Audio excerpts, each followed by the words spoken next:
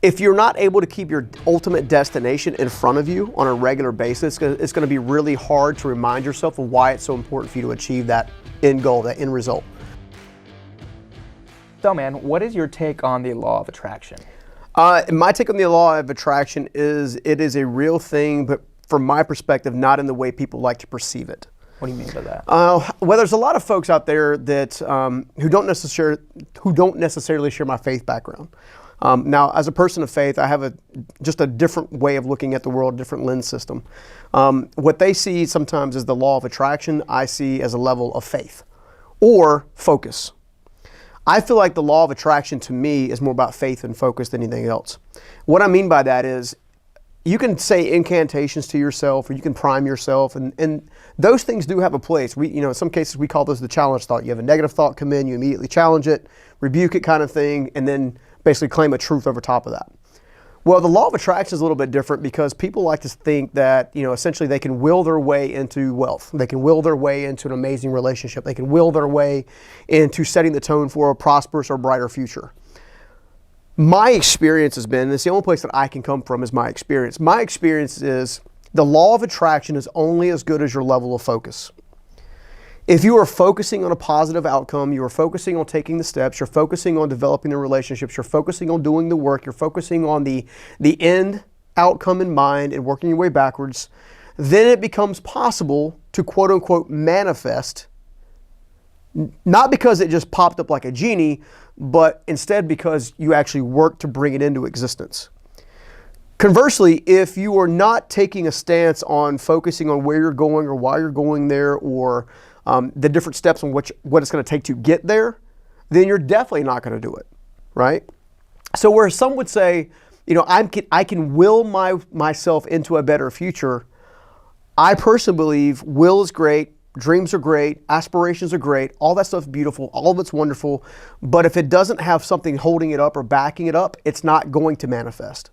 That's really powerful, especially because one of the questions I have here from the audience is, what do people misunderstand about the law of attraction? It sounds like that's one of the things, is they think that they can just sit in a dark room, think about a check for $1 million, will it into existence, believe that it's going to happen, but if you never go out there and do something to produce that check, it's not coming. Yeah, I would definitely say that's probably the greatest myth. The greatest myth is that you can just simply will something into existence. That has not been my experience. I've had the same dreams and aspirations and things that I wanted to accomplish in my heart and in my mind for probably decades before I actually received them. Now, my level of focus was directly tied to how quickly those things came into existence, or as some would say, manifested into existence in my life. I noticed that the greatest problem with trying to quote unquote manifest something, or use the law of attraction, or what I call faith and focus, to bring something to an existence or to your life at an earlier level, comes down to your level of distractions. Are you pursuing distractions, or are you pursuing this outcome? Because if you're constantly being distracted, then no amount of willing it into existence or rubbing the lamp, so to speak, to pop a genie out is going to bring that into fruition. What's going to bring it is going to be, I'm focused, I'm committed, I'm taking daily steps, I've got a routine that backfills it, that kind of lifts me up, creates me moving forward, and therefore I can expect a more positive result. At the same time, I don't want people to think that you shouldn't dream or you shouldn't think about the life that you want. In fact, my entire career is based on someone actually doing that, taking the time to dream, create, imagine their future and things of that nature, okay? All that does is that gives you a destination. It doesn't actually give you the steps to go from A to B to C to D to E to F. You see what I'm saying? You're saying, that part of the process, whether you call it the law of attraction or whatever, it's just a part of the process. Yeah. Yeah, and again, it comes down to faith and focus. On the faith side of things, most people that share my faith background are going to say that if I just keep doing this and I keep taking this effort, I keep going after it, I keep the focus, I keep the diligence, I eliminate distractions, that in and of itself is faith in action, right? That means I'm so hopeful this thing is going to come into fruition that I'm willing to keep going after it. And my experience has been, when I follow that protocol, when I follow that set of beliefs or actions or processes, then I typically end up with what I've got. I mean, you know this. I've been out trying to cut through the noise for probably close to 5 years, okay? It just so happens the COVID, for some reason, the year that was supposed to take everybody out from under us, or take life out from under everybody, was the very same year where I was able to cut through the noise to begin to help people on a consistent basis. And as a result, one of the things I've realized is people don't want gurus, they want guides. They want people who have been there, done that. And I think part of getting to where you want to go ultimately comes down to your level of faith, your level of focus, your level of diligence, and your willingness to learn from someone who's already been there, which is essentially a guide process. Yeah. The incantation side of things, again, it's like priming the pump, but I wouldn't say that that's going to be enough to bring your ultimate vision to reality. You're going to have to put in the work. Well, you mentioned earlier, you're going to have to put in the work, but you're also going to have a routine. Yeah. I think a lot of people are wondering, like, when they're creating their routine, their daily routine for success, where does law of attraction or incantations, as you say, whatever you do recommend it when it comes to law of attraction, how would someone effectively fit that into their routine to help push them forward? Well, ultimately, the law of attraction is doing nothing more than creating the destination in which you're striving for. So, for example, I need to be financially independent. Okay, that's my ultimate goal. I want to attract financial independence. Okay, well, now I've got a destination. That's probably something I didn't have the day before yesterday, the day before that, the day before that. Which, now that I have a destination, now I can ask myself, okay, what do I need to learn? Who do I need to connect with? How do I need to behave and act in order to get that result to basically come to fruition? So essentially, you answer one question and you follow it up with a handful of other questions that bring you clarity, and with clarity comes a permanent sense of direction. So would you build that into your daily routine, like looking at your goals? Is that a part of maybe looking at your outcomes and your vision board and things like that, picturing yourself as already having accomplished it, feeling the gratitude? These are all things that I've heard associated with law of attraction. Is that how to best build that into your routine? Yeah, so ultimately, like, again, it comes down to faith and focus to me. So if you're not able to keep your ultimate destination in front of you on a regular basis, it's going to be really hard to remind yourself of why it's so important for you to achieve that end goal, that end result. Financial independence, or maybe a magnificent marriage, or maybe you're on the journey of becoming a healthy, like a stronger father, mother, brother, sister, whatever that thing is, right? Ultimately, the law of attraction is nothing more than trying to get yourself and your mindset into the experience of already obtaining that specific result. And that does nothing more than bring internal motivation. And it sounds like it's going to help with the focus that you're talking about as well, because it sounds like every day you have a decision between focus and distraction. Yeah. And you have to select what you want. And so by starting your day, for example, with the morning routine of looking at your list of goals, looking at your vision board, imagining that you've accomplished it, these are law of attraction typical things that you can do every day that'll set up and prime you for that day to have have an easier time choosing that focus. Yeah, I mean, if you think about it, the people that we've worked with, the lives that we've changed, the people we've helped that have gone on to do wonderful things.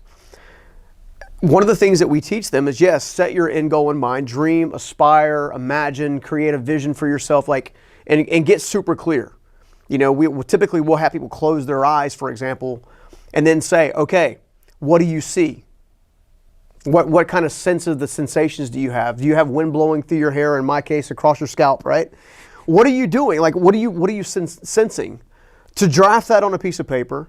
Then we'll go as far as sometimes as having to cut imagery out, right? Like a vision board. Like a vision board, put a vision board in place.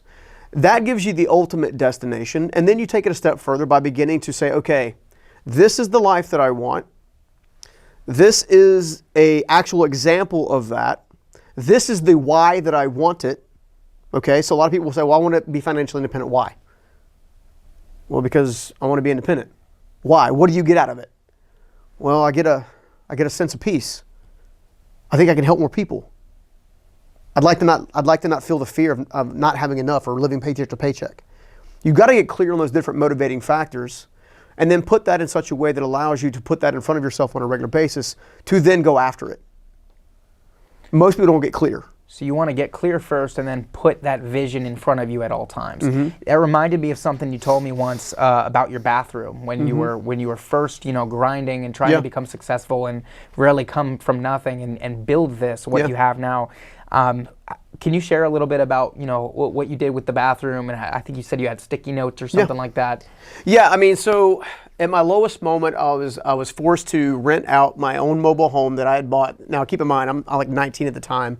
I bought a single wide mobile home, thinking, okay, I'm already ahead of the curve with the family that I've grown up with. Like, I'm already ahead. Lo and behold, some stupid financial decisions later, I end up being basically evicted from my own home without actually having to pay the mortgage. So essentially, my brother came to live with me, and as a result, I moved into the spare bedroom that was less than 10 by 10. Like, it was the tiniest bedroom in the trailer, okay?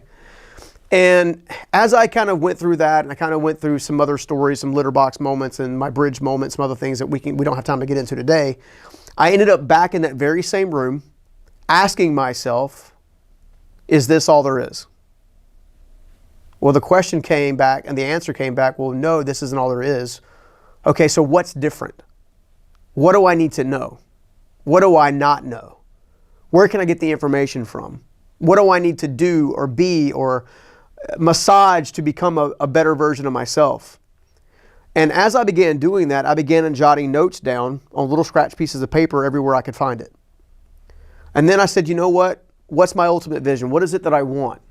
Well, at that time, I wanted to be financially stable. Well, how do I illustrate being financially stable? Well, okay, well, it's a small 1,200 square foot house. Cut that joker out, okay? It's having a bank account full, and so rather than being negative $2.12, it was crossed out and put $100,000.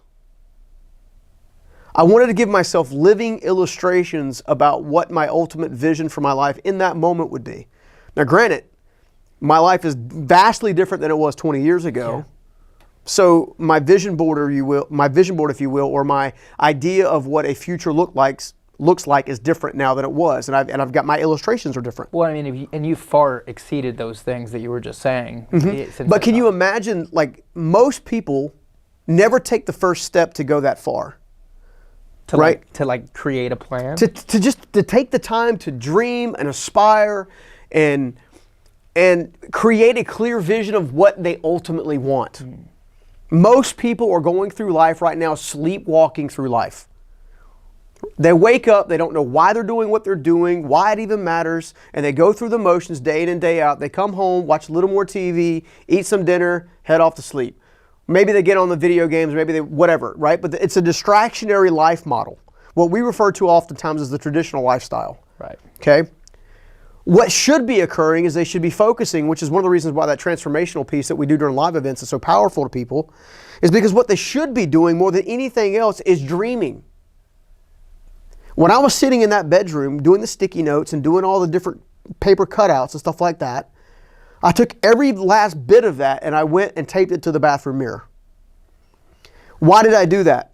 Well, the average person goes to the bathroom 6 times a day. Morning, noon, night, whatever, okay? Now, I was gainfully unemployed when I did all this work, which means every time that I went to the restroom, I was forced to look at my sticky notes. I was forced to realize where I was, but more importantly, I was also meant to face where I wanted to go. What did that feel like? Like the disparity of being where you were now, struggling, and looking at every day where you wanted to be? Because we've talked about comparison, yeah. Comparing. Like, was that something that fired you up? Was it something that sometimes made you, like if you had a bad day, yeah. had you beating yourself up? What was that dynamic like?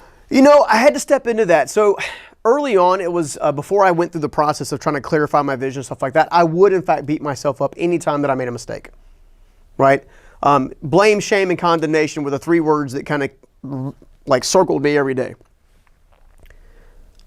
When I went and created the sticky note process or taped the things on the mirror and stuff like that, and I was forced to look at it on a regular basis, it provided me just enough uncomfortability to want to change it.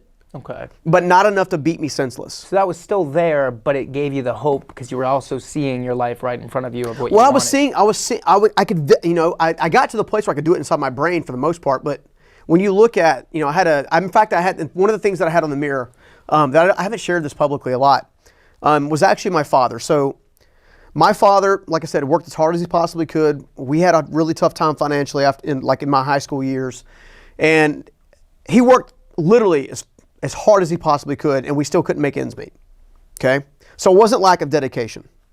As a result, one of the things that happened was the vehicles that he had, from the family all got repossessed, along with the foreclosure of a house. And so pretty much it was just a nasty situation. One of the things that I cut out was actually out of a magazine. It was a picture of I want to say it was a 2001 white Chevy extended cab Z71 pickup truck. And I cut it out, but rather than put that on my mirror this time, because we didn't have a family car, because I'd watched my dad work his ass off and sacrifice as much as he could, I cut that off and I took a Sharpie pen and I put somehow, someday, some way. And that coincidentally was the Christmas that I couldn't afford to give anybody presents. So that was his present. It was a picture with an autograph on it that says somehow, someday, some way. And I gave that to him in an envelope. That was the year that I drew a picture from my grandfather. Hand drew a picture of his and my greatest mentor, Jesus, right? I gave my mother essentially a card, a handwritten card. Oftentimes we think we're not able to give anything when people what they want most is for us to give them our attention. What I was saying in that moment was I was making a promise to myself that somehow, someday, some way, things were going to change to the point where I was going to be able to buy my dad that truck. The question is did I ever buy my dad that truck? Yeah. I would love to say yes. I actually did not. I actually bought him 3 variations of trucks. Okay, well that's I'd still be satisfied. Yeah, no, I helped him, before I learned about the power of why you shouldn't co-sign for people. Now he didn't have to put me through this thing, but I recommend you don't co-sign for people, just in general. But I co-signed for 1 or 2 of his trucks, and then I helped him buy a couple others. Awesome. Right? But again, my strength behind my why had to be more powerful than my fear of moving forward. And that's what those things keep in mind. So some would call that the law of attraction because I visualized something. I'm working towards obtaining it. I call it work. I call it not waiting. I call it realizing. I was just having a coaching call with a young lady that's part of our Transfer Me Online group. And in doing so, it was really special because she's done so much work. She's come so far. And just simply reminding her that she was a good daughter just made her day. Said, you're a good daughter. That's awesome. You know what I'm saying? Sometimes the greatest, most meaningful moments in your life are not things, they're experiences. But you have to put yourself in a place to experience the things that you desire most. And if you're not facing who you are, you're not digging into who you are, you're not figuring out what your strengths, your struggles, and your blind spots are, if you're not taking the time to do that, then you're definitely not doing the law of attraction. You're definitely not using anything or any technique whatsoever to identify what it is you ultimately want. One of the reasons that the quote-unquote law of attraction has been so powerful for certain other people is because it created a destination. But what do you do once you set the destination? You still have to get in the car, close the door, start the car up, put the foot on the gas pedal, and make right left-hand turns, hit on the highway. There's still work to be done. Yeah, it's almost like the law of attraction is priming your mindset for It really the day. is. It really is. And yeah, I mean, the greatest myth about the law of attraction is that it's a one and done shop. It's not a one and done. Right? To me, it does nothing more than set the destination. Yeah, that's really good. And so as far as routine, you want to be checking in with that destination every day. Yeah. That's kind of how to answer that question. So as far as mindset, just to wrap this all up, because you've talked a lot more about mindset than the words law of attraction. Yeah. But you just said they're pretty close to the same thing. Yeah. So how important is mindset to success? Well, at the end of the day, the greatest struggle you're ever going to have is your own mind. Defeating your limiting beliefs, overcoming your doubts, forgiving yourself for your mistakes, working towards your future. All of that happens in the head. In fact, nothing happens with your hands until it first happens with your head. Nothing happens first in your heart until it first happens in your head. You have to believe that you're worth the effort. You have to believe that your future is brighter than your past. You have to believe those types of things. And yes, it takes faith to believe those types of things. But ultimately, at the end of the day, if you're going to have the ultimate version of your life, whatever, and you know what's in your heart, you know what that ultimate moment is. You're going to have to do like every other hero in every other journey, right? You have to go off into the unknown. right? You got to step off. Luke Skywalker hopping on a starship and leaving a planet for the first time. Going to find Yoda. Going to find you got to go find your mentor. Or mentors. You got to go find the information that's going to change that mindset on your behalf. Yeah, Tom Bilyeu says ideas in equals ideas out. I love that so much. Yeah. Because there's a lot of people that are like, oh, I don't know what to do. Yeah. Study some stuff. Yeah. Start listening to some people. Some people they're like, I don't even know what I really want. Well, start there. Start dreaming. Yeah, start dreaming again. It's funny, when you're a kid, everything is possible. Like, you can literally, I want to be a Care Bear. And, when you're a 4-year-old self, you're like, I can be a Care Bear. That's so right. Kids are natural dreamers. Yeah. Why do you think that's so easy? Just a final thing to I don't know if it's easy. They just haven't had the experiences of either other people telling them it's not worth it or they're not worth it. Yeah. Experience tends to drive out hope. Okay, especially negative experiences. So it's important to understand that the experiences you have to be filtered the right way. I personally believe, I can tell you in fact, I'll tell you right now, my ultimate transformation, where I'm at right now, the life that I'm living, when I was going through my greatest moment of suffering on a regular basis, not having money, not having a car, even contemplating suicide, all of that stuff. When I was going through all of that, I didn't have a firm grasp the way I do now on how important those things were in my life to shape me into who I am. Without those pieces, without those different suffering attributes, I would not have the empathy and or the sympathy and or the character and or the strength, the knowledge, the wisdom, everything that came out of those experiences now become the very teaching tools that I use to help people. Which is why your suffering, your adversity, all that stuff is going to build you far more than it's going to steal from you. The question is are you willing to just say, hey, look, this is a building block for me? Or are you saying this is always going to be this way? And when it comes down to the law of attraction, people who are hopeless have a hard time believing anything's possible.